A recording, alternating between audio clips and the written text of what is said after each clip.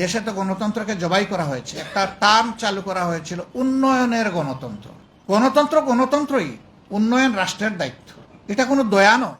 জনগণের টাকায় আমরা বিভিন্ন ধরনের স্থাপনা তৈরি করি, আর ওখানে আমার বাপের নামটা আমি টানাইয়া দিই। সব প্রত্যাশা যদি অনির্বাচিত একটা অন্তর্বর্তীকালীন সরকারই পূরণ করে দেয়, তাইলে নির্বাচিত সরকারের দরকারটা কি? মানুষ খুন করে যত হাজার হোক, লাখ হোক, আপনাকেই ক্ষমতায় থাকতে হবে কেন? আপনাকেই থাকতে হবে কেন? আপনারা বলছেন যে আমরা দেশকে উন্নয়নের রোল মডেল বানিয়েছি বিশ্বের বুকে। বিশ্ব এখন আমাদেরকে হিংসা করে আমাদের উন্নয়ন দেখে। আরও বলতেন আমরা এখন উন্নয়নের মহাশয়, মোটরওয়েতে আমরা উঠে গেছি। আজকে কি অবস্থা জাতির? সবগুলা ব্যাংক, আর্থিক প্রতিষ্ঠান একদম ফুকলা এবং ধ্বংস করা হয়েছে। দেশে তো গণতন্ত্রকে জবাই করা হয়েছে, একটা টার্ম চালু করা হয়েছিল উন্নয়নের গণতন্ত্র। আমি ভাই দুনিয়ার কথা ওইটা শুনি নাই। গণতন্ত্রই, উন্নয়ন রাষ্ট্রের দায়িত্ব। এটা কোনো দয়া নয়।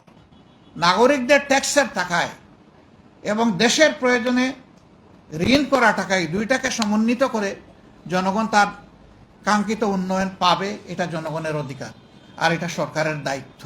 এই সরকারের কাছে অনেক প্রত্যাশা মানুষের, কিন্তু সব প্রত্যাশা যদি অনির্বাচিত একটা অন্তর্বর্তীকালীন সরকারই পূরণ করে দেয়, তাইলে নির্বাচিত সরকারের দরকারটা কি? এবং তারা কি পারবে? এটা তাদের জব নয়, তারা এটা পারবে না। এই জন্যে রাজনৈতিক দলগুলোর মধ্য থেকে দাবি উঠেছে যে নির্বাচনের রোডম্যাপ দিতে হবে। আমরা বলছি একটা রোডম্যাপে হবে না, দুটা রোডম্যাপ দিতে হবে। প্রথম রোডম্যাপটি হবে সংস্কারের। কি কি বিষয়ে সংস্কারের কাজ উনারা করবেন এবং তার টাইম লাইনটা কী হবে, সময়সীমা কি হবে, এটা হবে একটা রোডম্যাপ। এটা যদি সফল হয় তাহলে দ্বিতীয় রোডম্যাপটাও সফল হবে। প্রথমটা যদি সফল না হয় দ্বিতীয়টার কোনো প্রয়োজনই নেই, ওটাতে কিছুই হবে না। আর প্রথমটা ঠিক করার জন্য অবশ্যই এই ব্যাপারে অংশীজন যারা আছেন, রাজনৈতিক স্টেক হোল্ডার আছেন, সিভিল সোসাইটি আছেন, আরও এরকম যারা আছেন, তাদের সাথে বসতে হবে, বসে সেটেল করতে হবে, ঐক্যমতে আসতে হবে যে এই বিষয়ে সংস্কার হবে এবং এই টাইম লাইনের ভিতরে সংস্কার হবে। এই কাজগুলো যদি তারা করেন তাহলে তাদের নাম ইতিহাসে সোনার অক্ষরে লেখা থাকবে ইনশাআল্লাহ। এই জন্য আমরা আহ্বান জানাবো অনতি বিলম্বে তারা সংস্কারের বিষয়টা নিয়ে ডায়ালগ ওপেন করে এর একটা উপসংহারে উপনীত হবেন এবং তখন তারা সেইভাবেই আগাবেন। যদি এই রোডম্যাপ ধরে সংস্কার আগায়, আমরা বিশ্বাস করি মাসের পর মাস খুব বেশি প্রয়োজন হবে না, একটা সুনির্দিষ্ট সময়ের মধ্যে এটা সম্ভব। এইটা যখনই একটা পূর্ণতার পর্যায়ে পৌঁছে যাবে, সাথে সাথে নির্বাচনী রোডম্যাপ দিয়ে দিতে হবে, আর দেরি করা যাবে না। কারণ নির্বাচনের দিকে যাওয়ার মানেই হচ্ছে গণতন্ত্রের দিকে ফিরে আসা। আমাদের একটা ব্যাড কালচার আছে, জনগণের টাকায় আমরা বিভিন্ন ধরনের স্থাপনা তৈরি করি, আর ওখানে আমার বাপের নামটা আমি টানাইয়া দিই।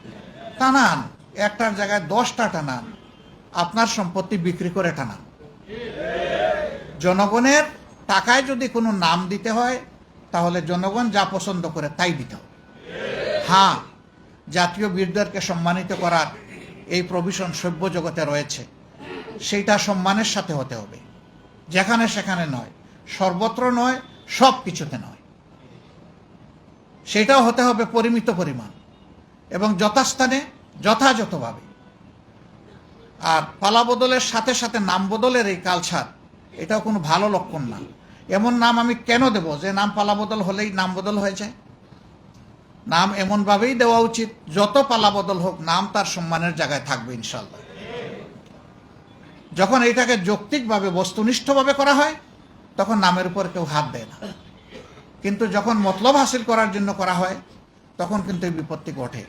আমাদের সমস্যা হলো নির্বাচনের আগে আমরা হাত জুড়ে মাপ চাই, সবার সাহায্য চাই, অমুক ভাইয়ের চরিত্র একেবারে গোলাপ ফুলের মতো পবিত্র, সাদা গোলাপ, লাল গোলাপ, সব গোলাপ।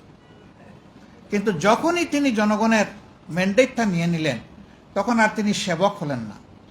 আবার অনেকে স্লোগানও দেয়, রাজনীতি আমার উত্তম সেবা, সেবাই আমার রাজনীতি, সেবাই আমার ধর্ম। অনেক সুন্দর সুন্দর স্লোগান দেয়, কিন্তু যখনই গেলেন তখনই তিনি আর সেবক থাকেন না, তখন তিনি মালিক হয়ে যান। আর আমরা বেচারারা সবাই হয়ে যাই তাদের প্রজা। প্রজারও একটা মর্যাদা থাকে, ওইটাও পাই না। আধুনিক দাসে তারা আমাদেরকে পরিণত করার চেষ্টা করেন। এই দাসত্বের শৃঙ্খল ভাঙতে হবে।